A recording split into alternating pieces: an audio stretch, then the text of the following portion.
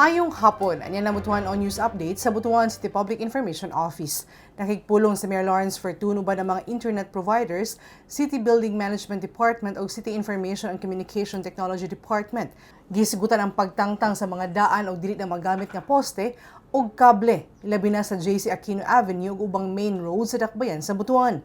Tumong sa kalihukan nga mahinlo ug malikayan ang peligro nga dala sa nagkagubot nga mga kable sa kalsada.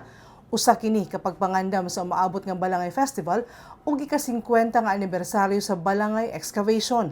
Gipasabot ni Mayor Fortuno gipalig-on sa lokal nga panggamhanan ang kooperasyon tali sa mga internet ug electric providers aron malimpyuhan ug mapanindot ang mga kadalanan sa Butuan. Isip kabahin sa pagpaningkamot nga mahimong mas organisado ug hapsay ang dakbayan. Og makatong update ng adlaw alang sa mga updates, follow and like official Facebook page, Instagram o subscribe sa YouTube channel sa Butuan City Public Information Office.